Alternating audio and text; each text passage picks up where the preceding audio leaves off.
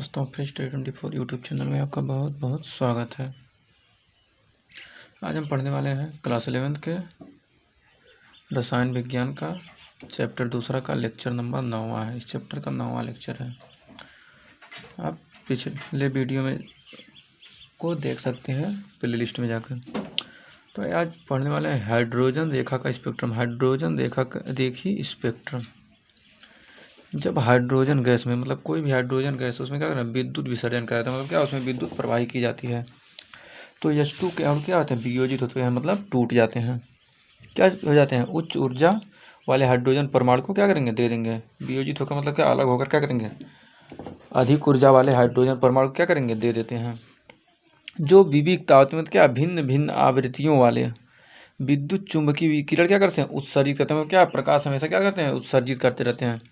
Hydrogen spectrum में रेखाओं की कई श्रेणियां होती है। मतलब क्या, जो हाइड्रोजन स्पेक्ट्रम इसमें क्या है, रेखाओं की कई श्रेणियां होती हैं, जिन्हें उनके आविष्कारकों के नाम पर से क्या कहते हैं, जानते हैं।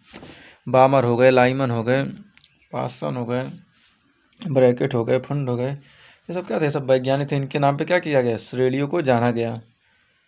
ये बामर श्रेणी है, लाइमन श्रेणी।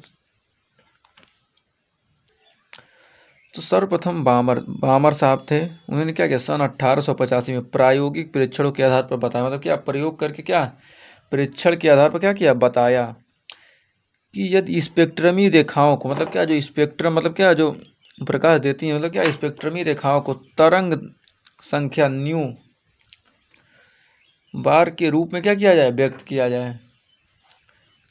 मतलब क्या है, भी बार है, न्यू बार का जाए तो हाइड्रोजन स्पेक्ट्रम के दृश्य क्षेत्र की रेखाओं को क्या, निम्न सूत्र द्वारा, मतलब क्या है, निम्न सूत्र द्वारा भी बार बराबर 109,677 1/2 का square minus 1/n square centimetre inverse क्या होता है।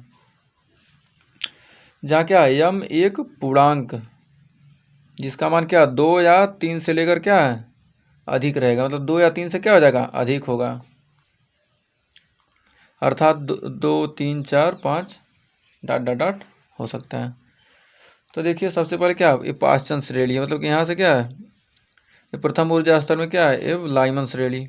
प्रथम ऊर्जा स्तर n बराबर 1 के लिए क्या है, लाइमन श्रेणी होगा। और n बराबर 2 रहेगा तो क्या, बामर श्रेणी। यदि n बराबर 3 है तो क्या, पाषाण श्रेणी। इसी प्रकार क्या होते हैं, बटे होते हैं। इस सूत्र द्वारा, मतलब इस जो सूत्र दिया जाएगा, इसके द्वारा वर्णित रेखा क्या, बामर श्रेणी कहा जाता है। मतलब इस सूत्र में जो भी रेखा क्या किया जाए, व्यक्त किया जाएगा, उसे क्या कहेंगे, बामर श्रेणी कहा जाता है।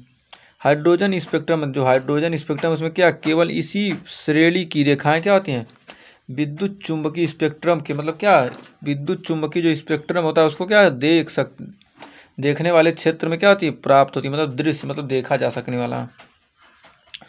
फिर इसी प्रकार स्वीडन के एक स्पेक्ट्रमी वैज्ञानिक, मतलब क्या, जो स्वीडन देश है उसके क्या, एक स्पेक्ट्रमी वैज्ञानिक जोहान्स रिडबर्ग ने बताया कि हाइड्रोजन स्पेक्ट्रम, जो हाइड्रोजन का स्पेक्ट्रम होता है क्या, सभी श्रेणियों की रेखाओं में क्या है, निम्न सूत्र द्वारा क्या की सकती है, दर्शाई जा सकती है। तो भी बराबर क्या हो जाएगा, 109,677 1/n square minus 1/n2 square centimetre inverse से। जहाँ क्या हो जाएगा, n1 का मान 1 2 और n2 का मान n1 + 1 n2 + 2 होगा। जहाँ क्या है, 109,677 सेंटीमीटर इनवर्स के नाम को हाइड्रोजन का रिडबर्ग स्थिरांक कहते हैं। जो इतना क्या है, 109,677 क्या है, यह क्या है, रिडबर्ग स्थिरांक के क्या करते हैं, नाम से जानते हैं। और n1 बराबर 1 2 3 4 या 5 वाली रेखाओं की क्या होती हैं, 5 श्रेणियाँ होती हैं। मतलब n बराबर 1, n बराबर 2, n बराबर 3, n बराबर 4, n बराबर 5, मतलब प्रत्येक क्या है, एक एक श्रेणी क्या होती है, n बराबर 1 है तो लाइमन है, n बराबर 2 है तो बामर है, n बराबर 3 है तो पासन है, n बराबर 4 है तो ब्रैकेट है, n बराबर 5 है तो क्या, फंड है।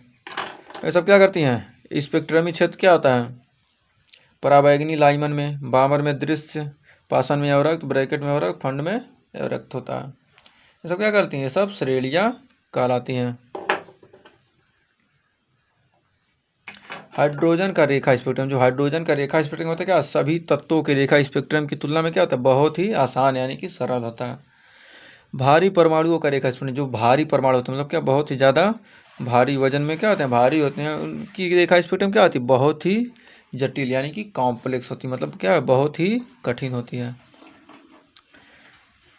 परंतु सभी रेखा स्पेक्ट्रमों के कुछ लक्षण समान होते हैं, मतलब क्या, जो सभी रेखा स्पेक्ट्रम में क्या कुछ लक्षण क्या होते हैं, समान होते हैं। जैसे प्रत्येक तत्व का रेखा स्पेक्ट्रम विशेष प्रकार का होता है, मतलब क्या, जो भी तत्व है उसका क्या होगा, विशेष प्रकार का क्या हो जाएगा, उसका रेखा स्पेक्ट्रम होगा। और प्रत्येक तत्व के रेखा स्पेक्ट्रम में क्या होती है, नियमितता, मतलब क्या, नियम से काम करेगा। ये नहीं कि n=1 पर फॉलो करे, n=2 पर नहीं फॉलो करेगा, तो क्या हो जाएगा, नियम से फॉलो करे, मतलब नियमितता मतलब क्या, एक समान क्या हो जाएगा, नियतता। जैसे आप कहीं जा रहे हैं तो क्या एक समान स्पीड से जा रहे हैं, क्या है, नियमित जा रहे हैं। कोई काम कर रहा है, रोज सुबह 4 बजे उठ रहा है तो क्या, रोज सुबह 4 बजे उठते हैं तो क्या, यह नियमित है। इसी प्रकार क्या हो जाएगा, यह रेखा भी क्या करती है, नियमितता को क्या होती है, दर्शाती है। फिर हाइड्रोजन परमाणु का बोर मॉडल। अब आइए देखते हैं हाइड्रोजन परमाणु का बोर मॉडल क्या होता है। हाइड्रोजन परमाणु की संरचना तथा इसके स्पेक्ट्रम की व्याख्या नील्स बोर ने कब की थी, 1913 ईस्वी में सबसे पहले कर दी थी। मतलब क्या कहते हैं, 1900 सबसे पहले क्या, हाइड्रोजन परमाणु की संरचना इसके स्पेक्ट्रम की व्याख्या सर्वप्रथम किसने की थी, नील्स बोर ने की थी। बोर मॉडल निम्न अभिगृहितों पर क्या करता है, आधारित, मतलब क्या, निम्न बातों पर क्या करता है, आधारित होता है। हाइड्रोजन परमाणु में इलेक्ट्रॉन नाभिक के चारों तरफ क्या होता है, निश्चित कक्षा में क्या करता है, चक्कर लगाता है, और क्या है, वह उस पथ पर घूमता है, क्या जहाँ उसका जिस पथ पर क्या घूमेगा उसे हम क्या कहेंगे, उसका कक्षा या अस्थायी अवस्था कहेंगे। यानी कि उसका क्या, अनुमत ऊर्जा स्तर, मतलब क्या, वह एक समान ऊर्जा स्तर में क्या कर रहा है, घूमता है। और कक्षा में जो प्रत्येक इलेक्ट्रॉन होता है दूसरे में क्या कर रहा है, कक्षा का जो इलेक्ट्रॉन है क्या, समय के साथ क्या हो जाएगा, ऊर्जा उसका क्या होगा, परिवर्तित नहीं होगा। जो इलेक्ट्रॉन है क्या, निम्न ऊर्जा स्तर से क्या उच्च ऊर्जा स्तर में क्या कर सकता है, गति कर सकता है। कैसे, जब वह क्या करे, उसे ऊर्जा ज़्यादा दे दिया जाए, क्या होगा, निम्न ऊर्जा स्तर से क्या हो जाएगा, कूद कर उच्च ऊर्जा स्तर में चला जाएगा। और क्या कर रहा है, ऊर्जा का अवशोषण, मतलब ऊर्जा जब पाया तो क्या होगा, उच्च ऊर्जा स्तर में चला गया। अब जब क्या ऊर्जा फिर उच्च ऊर्जा स्तर से नीचले ऊर्जा स्तर में आना, तो क्या करेगा, वह ऊर्जा का क्या करेगा, उत्सर्जन करेगा, मतलब ऊर्जा को क्या किसी को दे देगा तो क्या हो जाएगा, उच्च ऊर्जा स्तर से निम्न ऊर्जा स्तर में आ जाएगा। तो क्या इसमें यही लिखा गया है कि जब इलेक्ट्रॉन क्या समय के साथ नहीं परिवर्तित होते हैं, मतलब ऊर्जा क्या समय के साथ परिवर्तित नहीं होता है, लेकिन क्या इलेक्ट्रॉन निम्न अस्थायी स्तर से उच्च अस्थायी स्तर में तब जाएगा जब वह क्या आवश्यक ऊर्जा का अवशोषण करे, मतलब क्या उसको आवश्यक ऊर्जा प्राप्त होगी, अथवा उच्च ऊर्जा स्तर से निम्न अस्थायी स्तर में आने के लिए क्या करेगा, वह उत्सर्जन, ऊर्जा का क्या करेगा, उत्सर्जन, मतलब ऊर्जा बाहर जब कम होगा तभी ना नीचे आएंगे। अब कोई गाड़ी जा रही है, तेज जा रही है, जब तेल है तो जाएगी जितना तेज चाहेंगे, और जब तेल खत्म हो धीरे धीरे होगा तो क्या धीरे हो जाएगी। तो वही होता है इसमें भी। फिर इसका तीसरा पॉइंट है, डेल्टा ई के अंतर वाली दो अस्थायी अवस्थाओं के संक्रमण के समय अवशोषित तथा उत्सर्जित विकिरण को क्या निम्नलिखित रूप में क्या कर सकते हैं, दे सकते हैं। मतलब डेल्टा ई बराबर क्या है, तो भी बराबर न्यू क्या आवृत है डेल्टा ई अपान एच, तो E2 माइनस E1 अपान एच। E1 E2 क्या है, क्रमशः निम्न और उच्च ऊर्जा स्तर हैं।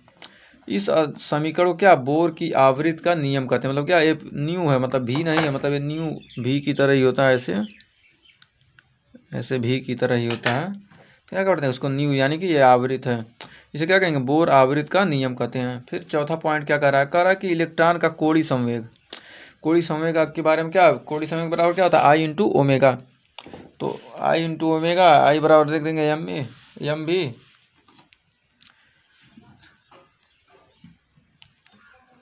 तो क्या हो जाएगा एम भी आर होता है। क्या इलेक्ट्रॉन का कोणीय संवेग क्वांटित होता है, मतलब क्या क्वांटित, मतलब क्या छोटे छोटे भाग में बढ़ा होता है। दी हुई अस्थायी अवस्था में, मतलब क्या अस्थायी अवस्था में इसे क्या निम्नलिखित समीकरण द्वारा क्या कर सकते हैं, दर्शाया जा सकता है। यम्मी भी आर बराबर NH अपान 2 पाई, जहाँ यम्मी क्या इलेक्ट्रॉन का द्रव्यमान है, और भी वेग है, आर कक्षा की त्रिज्या जिसमें क्या कर रहा है, चक्कर लगा रहा है। एन का मान 1 2 3 कुछ भी हो सकता है, मतलब किस कक्षा में है। और एच क्या है, प्लैंक कांस्टेंट है, 2 पाई का मान जानते हैं। बोर सिद्धांत के अनुसार, मतलब जो बोर साहब थे क्या उनके सिद्धांत के अनुसार हाइड्रोजन परमाणु के लिए क्या क्या नियम है। इलेक्ट्रॉन के लिए अस्थायी अवस्थाओं को n बराबर 1 2 3 डॉट क्या कह सकते हैं, व्यक्त कर सकते हैं। मतलब क्या n बराबर 1 2 3 4 क्या व्यक्त कर सकते हैं। इन पूर्णांकों को क्या कहेंगे? मुख्य क्वांटम संख्या कहेंगे। क्वांटम संख्या के बारे में हम आगे पढ़ेंगे। अस्थाई अवस्थाओं की त्रिज्याओं को निम्नलिखित रूप में क्या कर सकते हैं? प्रदर्शित कर सकते हैं। जो अस्थाई अवस्था होती है उसकी त्रिज्याओं को क्या कर सकते हैं? निम्न अवस्था में क्या? आर्यन बराबर n स्क्वायर इंटू A0, जहाँ A0 क्या है? 52.9 पर मीटर। इस प्रकार पहली अस्थाई अवस्था जिसे बोर कक्षा कहा जाता है, मतलब क्या? यह क्या? पहली अस्थाई अवस्था जिसे क्या कहते हैं? बोर कक्षा कहा जाता है, कि त्रिज्या 52.9 pm होती है। हाइड्रोजन परमाणु के इलेक्ट्रॉन, जो हाइड्रोजन परमाणु है उसका इलेक्ट्रॉन के लिए क्या? n बराबर 1 पाया जाता है। और n के मान बढ़ने से क्या हो जाएगी? इसकी त्रिज्या क्या आती है? बढ़ जाएगी। जो कोई भी परमाणु जब n बढ़ाएंगे दूसरी कक्षा में जाएंगे तो क्या हो जाएगा? उसका त्रिज्या बढ़ जाएगा। ऐसे गोल है तो क्या, अगर इसके दूसरे में जाएंगे तो क्या हो जाएगा? त्रिज्या तो बढ़ेगी ना। हाँ, तो वही है। इलेक्ट्रॉन से संबंधित सबसे महत्वपूर्ण गुण, जो इलेक्ट्रॉन है उससे संबंधित सबसे महत्वपूर्ण गुण क्या है? उसकी अस्थाई अवस्था की क्या है? ऊर्जा है। तो En बराबर क्या होता है? -RH/1/n², जहाँ का n का मान कितना है? 1 2 3 कुछ भी हो सकता है। RH बराबर क्या? RH का मान 2.18 × 10⁻⁻18 जूल हो सकता है। क्या? इसे रीडबर्ग स्थिरांक, RH को क्या? रीडबर्ग स्थिरांक कहते हैं। जब इलेक्ट्रॉन नाभिक के प्रभाव से क्या होता है? जब इलेक्ट्रॉन नाभिक के प्रभाव से क्या होता है? मुक्त होता है। मतलब क्या? उसका प्रभाव से क्या? उसका नाभिक के से क्या कोई प्रभाव नहीं होता है, मतलब क्या? कोई मतलब नहीं होता। तो क्या होता है? तब ऊर्जा का मान क्या होता है? शून्य मान लिया। तो मान लीजिए ऊर्जा जब शून्य है तभी ना उसको नाभिक से कोई प्रभाव नहीं है पड़ रहा है। ऐसी स्थिति में इलेक्ट्रॉन क्या होता है? मुख्य संख्या n बराबर इनफाइनाइट की अस्थायी अवस्था में क्या से संबंधित होता है, तथा आयनित हाइड्रोजन परमाणु कहलाता है। मतलब क्या? आयनित मतलब क्या? जिस पर आयन हो गया, मतलब क्या? उस पर कोई इलेक्ट्रॉन, मतलब क्या? उसको ऊर्जा नहीं है। फिर हाइड्रोजन परमाणु, फिर क्या करा? करा हाइड्रोजन परमाणु में, कोई भी हाइड्रोजन परमाणु उसमें उपस्थित एक इलेक्ट्रॉन के समान, मतलब क्या? हाइड्रोजन परमाणु में जो उपस्थित एक इलेक्ट्रॉन के समान उन आयनों, मतलब क्या? उन आयनों में जिसमें क्या केवल एक इलेक्ट्रॉन होता है। जैसे हाइड्रोजन परमाणु क्या एक ही इलेक्ट्रॉन होता है, उसी के समान क्या उन आयनों में जिसमें क्या केवल एक इलेक्ट्रॉन होता है पर भी बोर के सिद्धांत को क्या कर सकते हैं? लागू किया जा सकता है। तो En बराबर कितना हो जाएगा? -2.18 × 10⁻⁻18 Z²/n²। त्रिज्या को निम्न समीकरण द्वारा अभिव्यक्त किया जा सकता है। Rn बराबर 52.9 n²/Zpm, जहाँ Z क्या है? परमाणु संख्या है। इन कक्षाओं में जो, मतलब अंगा कर रहा है, मतलब इसका लास्ट पॉइंट कर रहा है कि इन कक्षाओं में जो कक्षा उसमें कर कोई भी इलेक्ट्रॉन गति कर रहा है तो उसके वेगों की क्या कर सकते हैं? गणना की जा सकती है।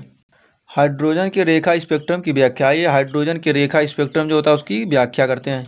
बोर के मॉडल का उपयोग करके हाइड्रोजन परमाणु के रेखा स्पेक्ट्रम की क्या व्याख्या की जा सकती है? यदि दो कक्षाओं के बीच, मतलब दो कक्षाएं उनके बीच क्या ऊर्जा में अंतर क्या हो? डेल्टा ई बराबर E final minus E initial. Final मतलब अंतिम ऊर्जा कक्षा की ऊर्जा माइनस आरंभिक ऊर्जा कक्षा की ऊर्जा। समीकरण 1, मतलब समीकरण 1 ऊपर माने थे ना, समीकरण 1 और 3 को क्या है? जोड़ने पर, मतलब क्या उसके मान रखने पर क्या हो जाएगा? -RH/NF² -RH/NI², जहाँ NF क्या है? अंतिम तथा NI क्या है? आरंभिक ऊर्जा कक्षा को क्या करते हैं? प्रदर्शित करते हैं। तो डेल्टा ई बराबर क्या है? RH/1/NI² - 1/NF² बराबर क्या? RH का मान क्या? 2.18 × 10⁻⁻18 हमको मालूम ही है, रख देंगे, मिल गया इतना। फिर V बराबर डेल्टा E/H, न्यू मतलब ये आवृत्त है। न्यू बराबर क्या का उपयोग क्या करके? फोटॉन के अवशोषण तथा उत्सर्जन से संबंधित आवृत्ति का क्या करेंगे? मूल्यांकन किया जा सकता है। तो न्यू बराबर क्या है? डेल्टा E/H, मतलब क्या? ये न्यू है, ये न्यू है। न्यू बराबर डेल्टा E/H। तो डेल्टा ई का मान रख दीजिए यहाँ से, डेल्टा ई का मान रखेंगे RH/H 1/NI² - 1/NF²।